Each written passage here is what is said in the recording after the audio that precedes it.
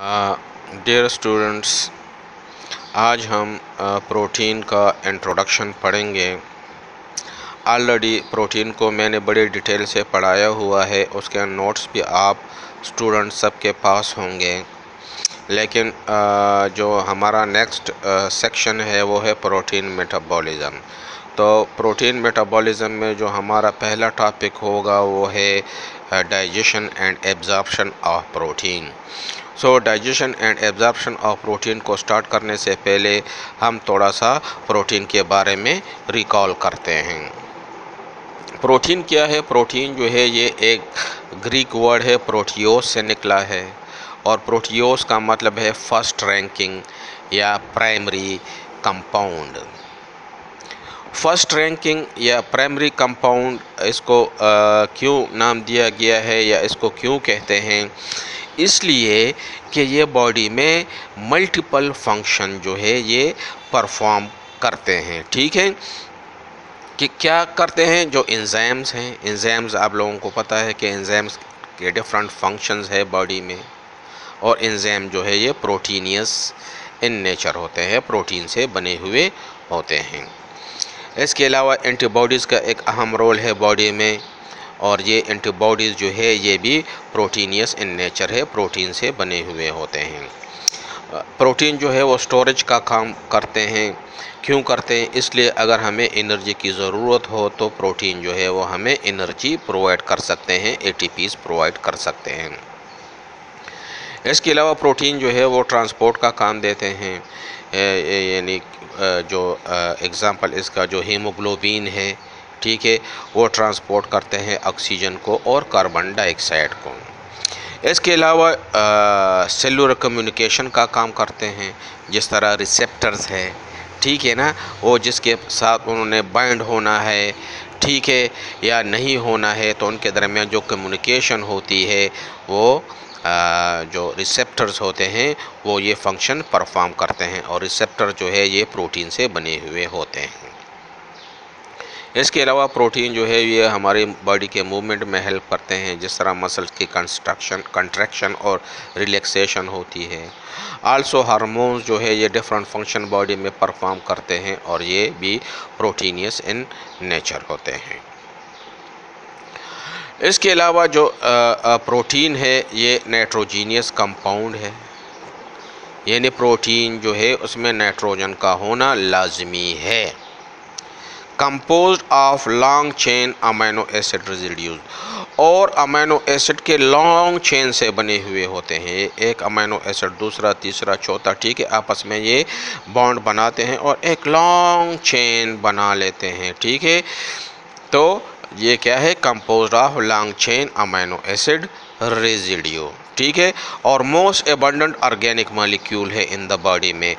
Water जो है ये इनऑर्गेनिक मॉलिक्यूल है जो मोस्ट एबंडेंट है इन द बॉडी में, ठीक है। इनऑर्गेनिक जितने भी कंपाउंड है उसमें सबसे ज़्यादा जो इनऑर्गेनिक कंपाउंड है या मॉलिक्यूल है वो वाटर के होते हैं, ठीक है। और ऑर्गेनिक में जो है मोस्ट एबंडेंट जो ऑर्गेनिक मॉलिक्यूल है वो प्रोटीन होते हैं। अब जो है प्रोटीन के जो कंपोजिशन है उसके बारे में पढ़ते हैं। प्रोटीन जो है ये हाइड्रोजन, कार्बन, ऑक्सीजन और नाइट्रोजन से बने हुए होते हैं, ठीक है। उसमें सल्फ़र भी हो सकते हैं, यानी कुछ ऐसे प्रोटीन है जिसमें सल्फ़र पाया जाता है, ठीक है। लेकिन सल्फ़र के अलावा नाइट्रोजन, ऑक्सीजन, कार्बन और हाइड्रोजन का होना लाजमी है प्रोटीन में, प्रोटीन के स्ट्रक्चर में। अब स्ट्रक्चरल यूनिट क्या है प्रोटीन का? जिस तरह एक दीवार का जो वाल होते हैं उसका जो यूनिट है वो ईंट होता है, ब्रिक होते हैं, ठीक है। ब्रिक से एक वॉल बन जाता है, ठीक है। एक एक ब्रिक जो है वो एक एक यूनिट है किसी भी वाल का, ठीक है। तो प्रोटीन का जो यूनिट है वो क्या है? वो अमीनो एसिड होते हैं, ठीक है। बहुत सारे अमीनो एसिड आपस में मिलते हैं, ठीक है, और लॉन्ग चेन बना लेते हैं, जिसको हम प्रोटीन फिर कहते हैं, ठीक है। अब अमीनो एसिड क्या है? अमीनो एसिड जो है ये एक ऑर्गेनिक मॉलिक्यूल है जिसमें अमाइनो ग्रुप मौजूद होता है और कार्बोक्सिल ग्रुप मौजूद होता है, यानी COOH ग्रुप मौजूद होता है और अमाइनो ग्रुप यानी NH2 ग्रुप का होना उसमें लाजमी है।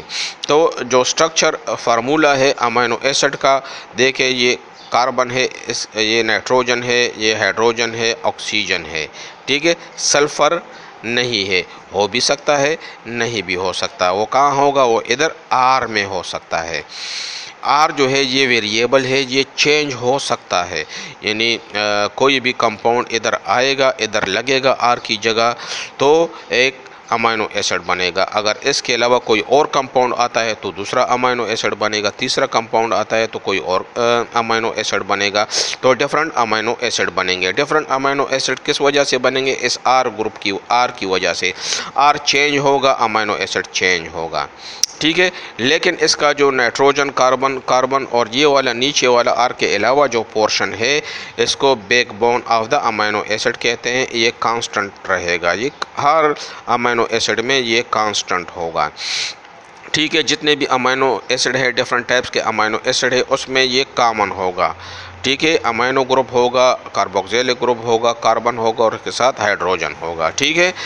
जो जो जो जो चेंज होगा वो सिर्फ R चेंज होगा। R चेंज होगा तो अमाइनो एसिड का नाम चेंज होगा, कोई और अमाइनो एसिड उससे बनेगा।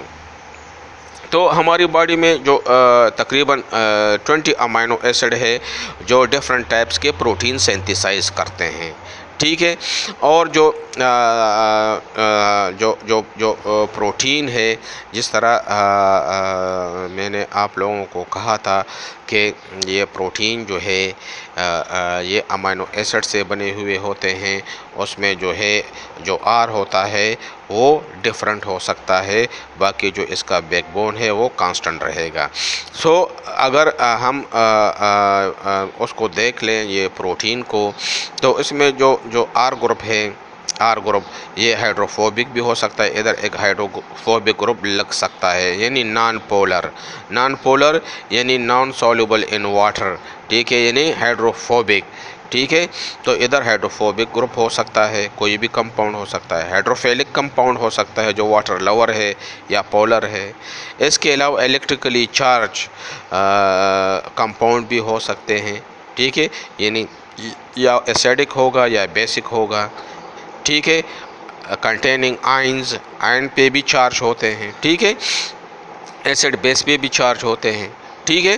तो ये चार्ज इधर मॉलिक्यूल भी, कंपाउंड भी इधर R की वजह से हो सकते हैं, R की जगह, और डिफरेंट अमाइनो एसिड इससे बन सकते हैं, ठीक है। तो आगे हम पढ़ते हैं थोड़ा सा पॉलीपेप्टाइड और पेप्टाइड बॉन्ड के बारे में। तो ये जो अमाइनो एसिड जो आपस में कंबाइंड होते हैं एक बॉन्ड के थ्रू होते हैं।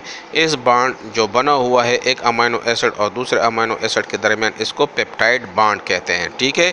तो एक अमाइनो एसिड दूसरे अमाइनो एसिड के साथ थ्रू पेप्टाइड बॉन्ड जो है ये अटैच हुए होते हैं, ठीक है। और जब एक लॉन्ग चेन बन जाता है अमाइनो एसिड का, तो इसको पॉलीपेप्टाइड चेन कहते हैं। पॉलीपेप्टाइड चेन यानी बहुत सारे पेप्टाइड बॉन्ड्स जो है ना, वो बहुत सारे अमीनो एसिड को आपस में अटैच करते हैं, ठीक है, और एक पॉलीपेप्टाइड चेन बन जाता है, ठीक है। तो ये बॉन्ड किस तरह बनते हैं? ये बॉन्ड इस तरह बनते हैं कि ये एक अमीनो एसिड का स्ट्रक्चर है, देख लें। तो ये मैंने इधर एक लिखा है अमीनो एसिड का स्ट्रक्चर, एक दूसरा अमीनो एसिड का स्ट्रक्चर है। तो एक अमीनो एसिड का जो नाइट्रोजन है उसका जो हाइड्रोजन होगा, और दूसरे अमीनो एसिड का जो कार्बोक्सिलिक ग्रुप है उसमें जो OH ग्रुप होगा, वो आपस में कंबाइंड होके वाटर बनाएंगे, रिमूव हो जाएंगे, और नाइट्रोजन और कार्बन के दरमियान एक बॉन्ड बन जाएगा, ठीक है। इधर देख ले, नाइट्रोजन और कार्बन के दरमियान एक बॉन्ड बन गया जिसको पेप्टाइड बॉन्ड कहेंगे, ठीक है। और इस तरह जो है जो कार्बोक्सिलिक ग्रुप, ये इधर हाइड्रोक्सिल ग्रुप है, इधर जो है एक और नाइट्रोजन, एक और अमीनो एसिड अटैच हो सकता है जिसका नाइट्रोजन इसके साथ पेप्टाइड बॉन्ड बनाएगा, और इस तरह एक लंबा सा चेन बन जाएगा, लॉन्ग चेन बन जाएगा, ठीक है। तो इसके फिर डिफरेंट टाइप से पेप्टाइड्स के डाइपेप्टाइड जो है ये 3 अमाइनो एसिड से बने हुए होते हैं। एक अमाइनो एसिड, दूसरा अमाइनो एसिड, तीसरा अमाइनो एसिड। इसमें बॉन्ड कितने बन जाते हैं? 2। तो इसको फिर हम डाइपेप्टाइड कहेंगे। ठीक है, dipeptide 3 amino acid and 2 peptide bond. Oligopeptide, oligo mean few bond होते हैं, few amino acid with peptide bond. ठीक है, ये फ्यू 10 से 15 हो सकते हैं। ठीक है, अमाइनो एसिड जो है जो 10 या 15 आपस में बॉन्ड बनाएंगे, 10-15 अमाइनो एसिड आपस में जो बॉन्ड बनाएंगे उसको हम ओलिगोपेप्टाइड कहेंगे। लेकिन अगर इससे ज़्यादा है, मैनी है, polypeptide, many amino acid with many peptide bond, तो उसको फिर हम पॉलीपेप्टाइड कहेंगे। यानी बहुत सारा, बहुत लंबा जो 15 से ज़्यादा होंगे, ठीक है, अमाइनो एसिड आपस में कंबाइन होंगे और थ्रू पेप्टाइड बॉन्ड जो है आपस में अटैच होंगे, तो उसको फिर हम पॉलीपेप्टाइड कहेंगे। तो ये थोड़ा सा था, रिकॉल करना था प्रोटीन के बारे में। तो जो नेक्स्ट टॉपिक है वो है अबाउट स्ट्रक्चर ऑफ प्रोटीन। तो उम्मीद है ये आप लोगों को समझ आ गया होगा, लेकिन फिर भी अगर कोई प्रॉब्लम है तो काइंडली आप पूछ सकते हैं। Okay, thank you.